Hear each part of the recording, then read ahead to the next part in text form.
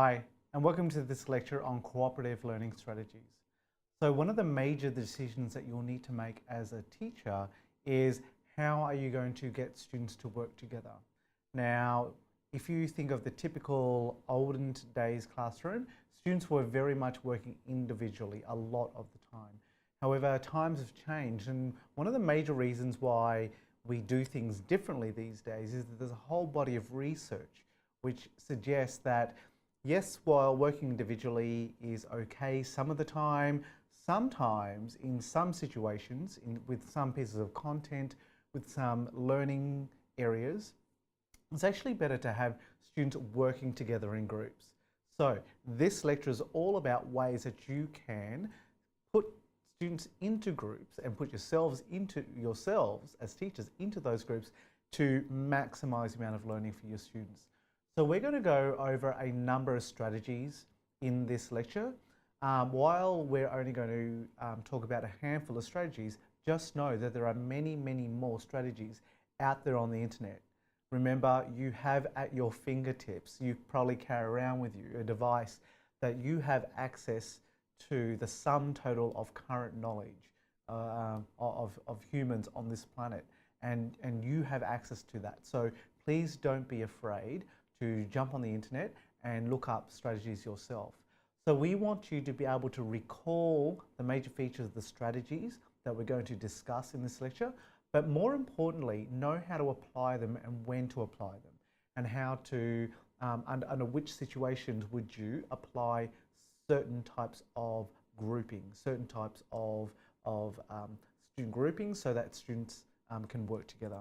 Okay, so why collaborative learning? Why don't we just have students working individually, nice neat rows like the good old days? Well, a lot of it goes back to this gentleman, Lev Vygotsky, who was a social constructivist. And so within the family of theories known as constructivism, these are all theorists who conceptualize learning as an active process, where an individual takes incoming information, connects them to each other, but also connects that information to prior knowledge.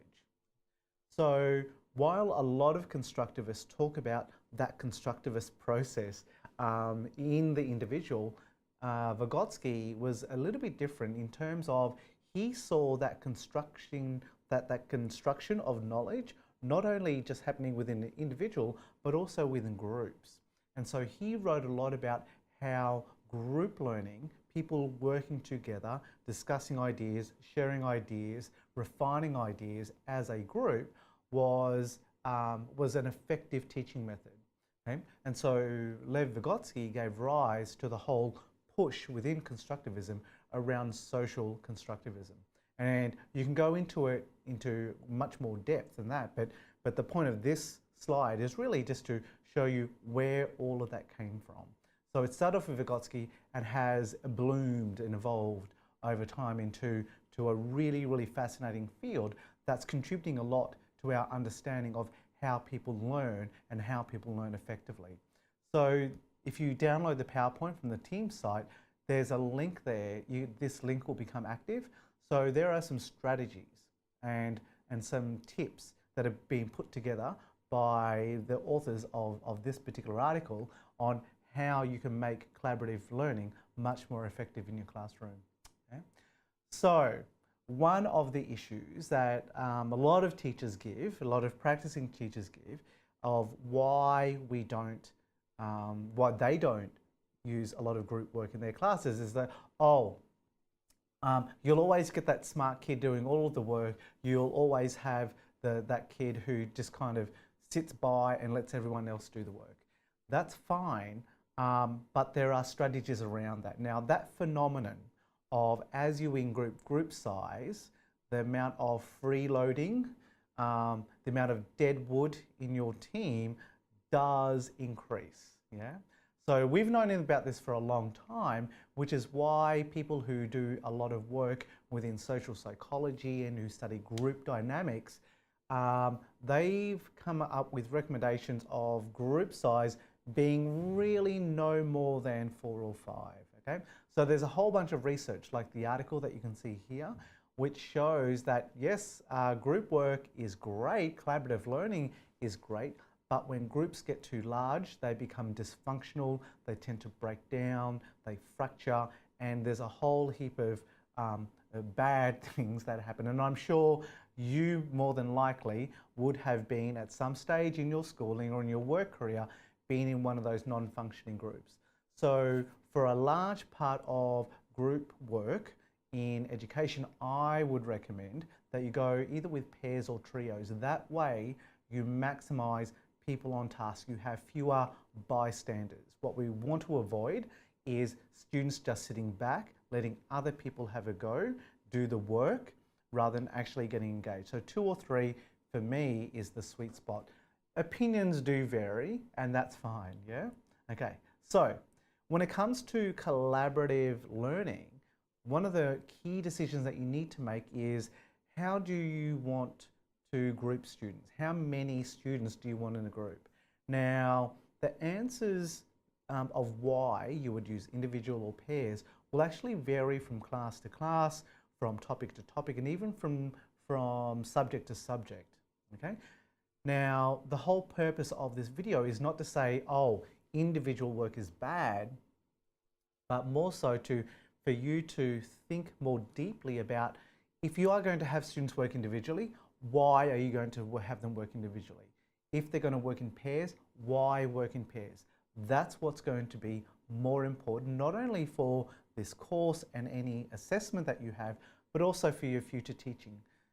Be able to justify to your head of department when they walk in the room why you're having small groups, okay? So all that noise and buzz and excitement, you're going to have to be able to justify to your HOD, for example, why there is all that noise and all that activity, okay?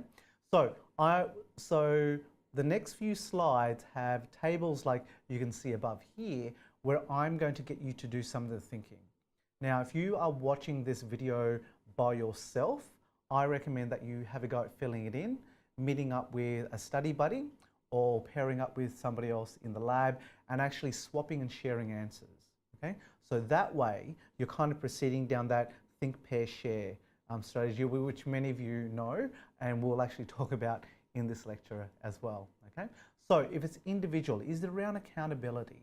So for example, are you performing diagnostic assessment and want to know what that individual student knows, okay?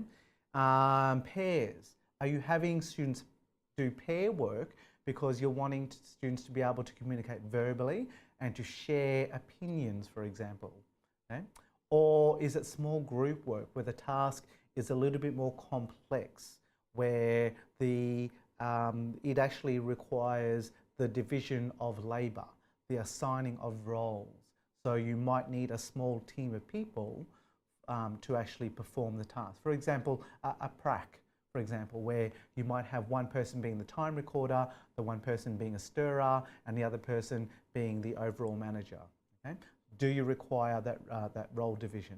Or are you going to work together as a whole class? So for example, where students have been doing an activity and you're just bringing everything together, you're pooling understanding as a whole class, say in a spreadsheet or a KWL, for example.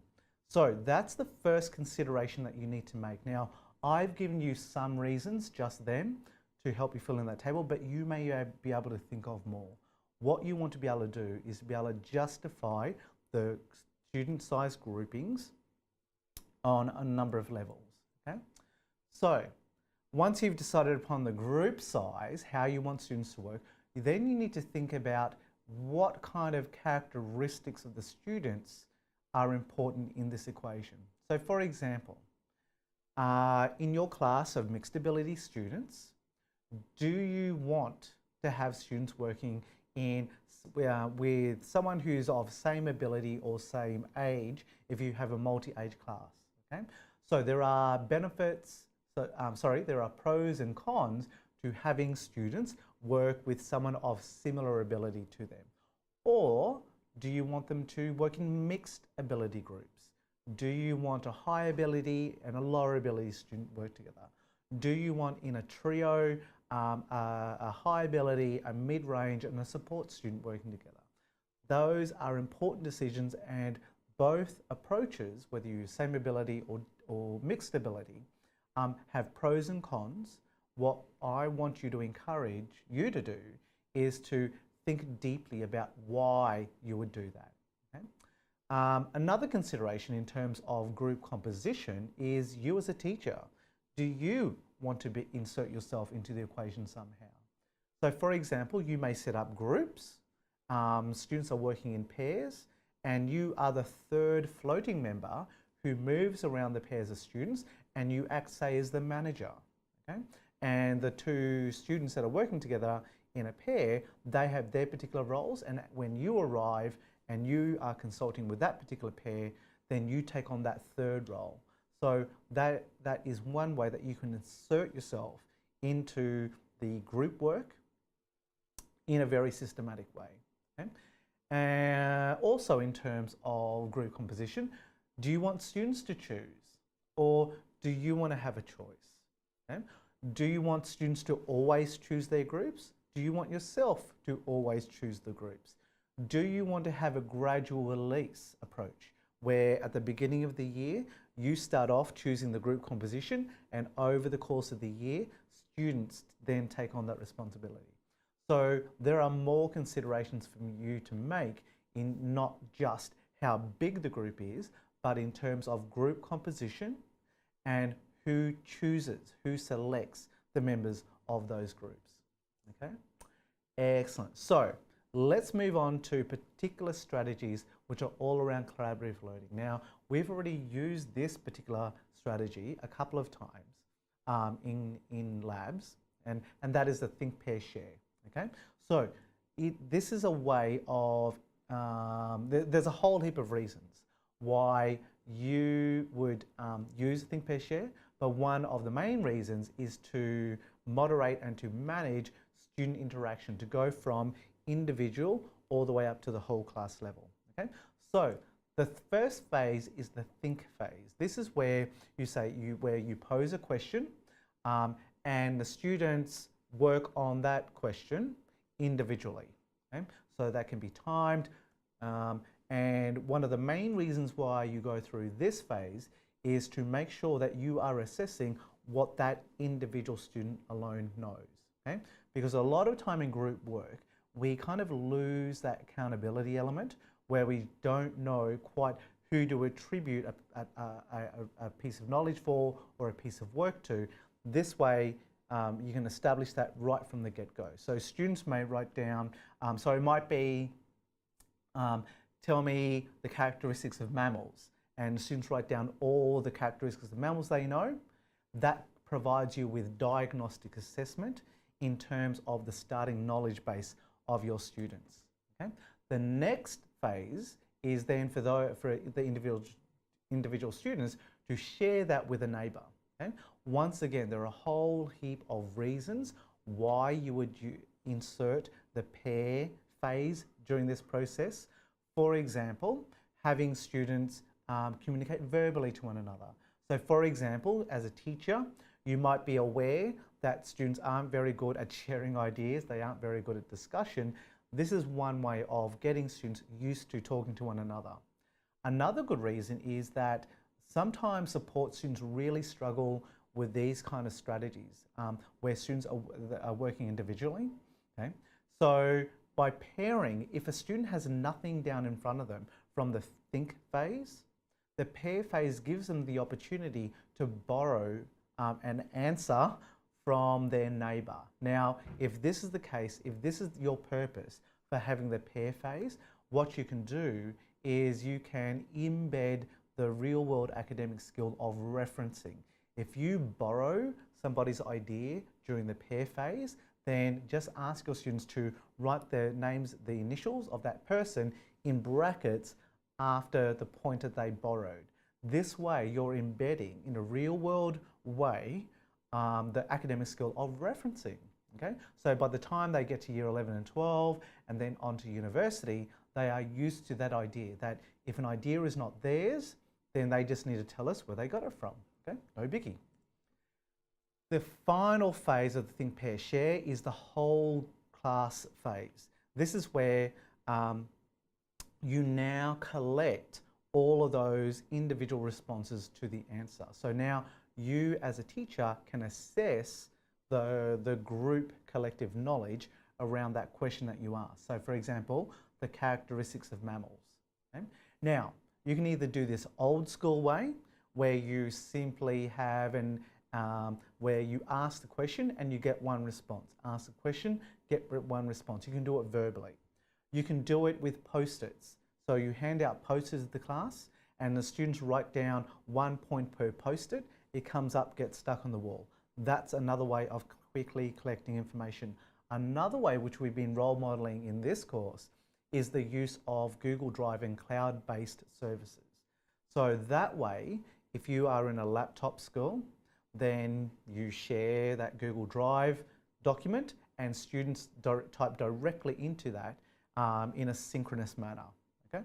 So how you do the share phase will really depend upon your teaching context, whether you have laptops, whether you can get your hands on post-its, but there's a whole heap of different ways using both modern and traditional technology that you can do that share phase effectively. Okay? Excellent. Another collaborative learning strategy is this one called Jigsaw. Now, it goes by other names. I call it Jigsaw. It's also known as Home Group Expert Group. Okay? And Home Group Expert Group is probably a better insight into how this process actually goes down. So it's a 3-step process and I'll talk you through it. Now, as I talk you through it, here is the thinking tool that I'm going to ask you to use to summarize what I'm saying. Okay? So step number 1 is for students to form home groups. So in the diagram, you can see there that each student is represented by A, B, C, D. So here the teacher has said, rightio kids, let's form groups of 4. You're the blue group, you're the green group, you're the purple group, you are the puce group. Okay?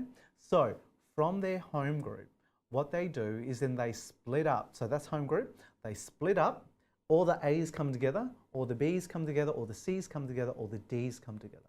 What this known, which is step 2, is the formation of the expert group. It's during the expert group that those A students, those B students, those C students, they work together to become experts on a topic. Okay? Now, to stick with the animal theme, for example, it might be if you're looking at mammals, yeah, you might say, okay, rightio, the A group, you are going to look at kangaroos as our model of marsupials.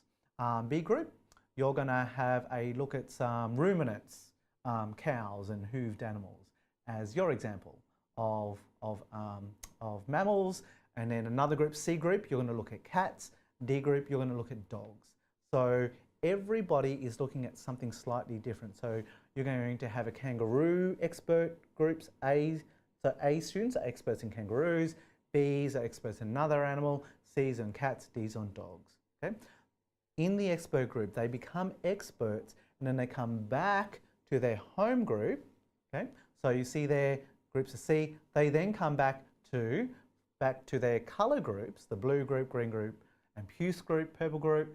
And then in there, what they do is then they teach the others about the topic that they are experts in. So the lessons around mammals, students have gone off to become experts in types of mammals, and they come back and they teach the other students in their group about their specialty. Okay? So this builds in a level of accountability in terms of for the home group to actually learn about mammals. It absolutely relies upon each student becoming an expert and doing a good job and bringing it back. This is one way of building peer-to-peer, of building peer-to-peer accountability. Okay, rightio. The next strategy that we're going to have a look at is the 3-step interview. Now, as the name suggests, it is a 3-step process, and this figure here is a good visual representation of that process. Okay, so first first thing is where you get students into pairs. Okay, so now pairs, dyads, same thing, trios, triads, and so forth. Yeah, so students get into pairs and they have a chat. Yeah, so one person will be the questioner and the other person will be the, let's use interviewer, interviewee. Student 1 will be the interviewer, student 2 will be the interviewee. They ask their question and they swap roles. Okay, so that's steps 1 and 2. Yeah, so form pairs. Student A asks questions, then student B asks questions. So once they have that information, then they pair up with another pair.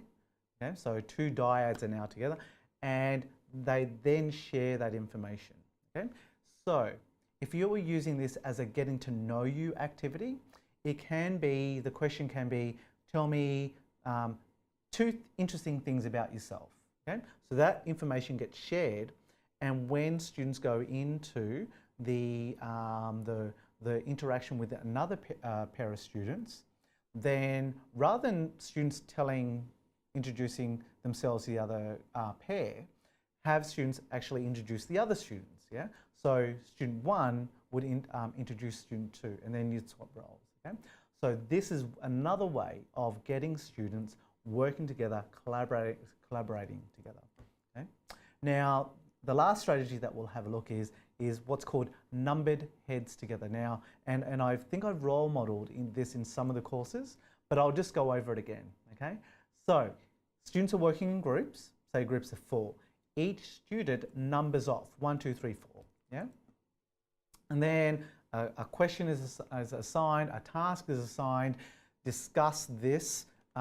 What are the characteristics of mammals? Okay, so the task is assigned, and then when you come back to whole group, I as a teacher or you as a teacher then calls out the number. Rightio, number 3, you are to respond and share with the rest of the class.